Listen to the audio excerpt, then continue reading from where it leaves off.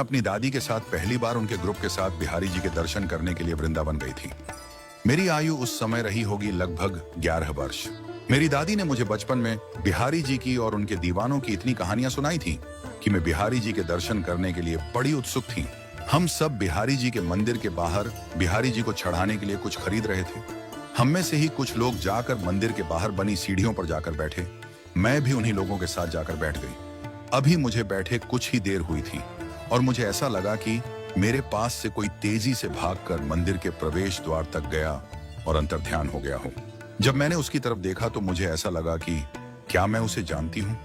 कहीं ये वो तो नहीं जिनके बारे में मैंने बचपन से दादी के मुख से कथाएं सुनी हैं। पहली ही बार में ऐसा लगा कि मेरा रोम रोम पुलकित हो उठा। मैं उसी वक्त उठकर अपनी दादी के पास गई और मैंने उनसे बोला कि दादी दादी, अभी मैंने बांके बिहारी जी को मंदिर के अंदर प्रवेश करते हुए देखा है। दादी ने मुझे तुरंत सबके सामने चुप कराते हुए बोला कि तू पागल हो चुकी है। क्या लड़की, ऐसा कुछ नहीं होता जैसा तू सोच रही है। मैं जाकर अपनी जगह पर वापस बैठ गई। मुझे इस बात का दुख नहीं था कि मुझे दादी ने सबके सामने सुनाया।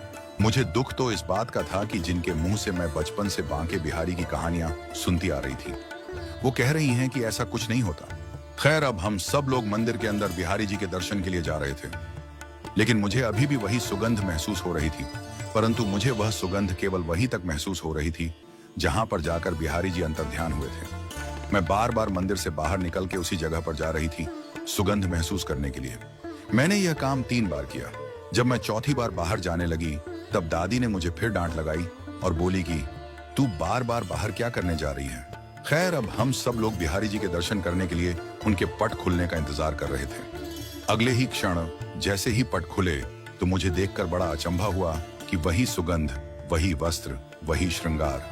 मैं दादी की सारी डांट को भूलकर वापस उनके पास गई और मैंने उनसे बोला कि मैंने इन्हीं को तो बाहर देखा था। अब दादी मेरा हाथ पकड़कर उसी धर्मशाला पर ले आई जहां हम लोग ठहरे हुए थे। दादी ने आश्रम के कमरे में ले जाकर कमरा अंदर से बंद कर लिया। जैसे ही दादी दरवाजा लगाकर मेरी तरफ मुड़ी, उन्होंने मुझे तुरंत अपने गले से लगा लिया और हम पता नहीं उसी तरह से कितनी देर तक खड़े रहे। मुझे अभी भी कुछ समझ नहीं आ रहा था। बहुत देर बाद जब दादी ने मुझे छोड़ा और जब दादी ने थोड़ी देर बाद अपना मौन तोड़ा, तब वो बोली कि पगली, तुझे अभी भी नहीं समझ आया। तेरे पे बांके बिहारी की कृपा हो गई। जो तूने अपनी 11 वर्ष की आयु में पा लिया है, वो मुझे 70 वर्ष की आयु में भी नहीं मिला। अरे पगली, तूने तो हमारा पूरा कुल ही तार दिया है। इसके बाद जब तक हम वृंदावन में रहे तब तक हम अपने कमरे के बाहर नहीं निकले। अगर कोई पूछने आता तो दादी उसको यह बोलकर भेज देती थी कि तबीयत खराब है। न सुबह की इच्छा न शाम की चाहत है। जिस पहर तुम मिलो वही इश्क की इबादत है।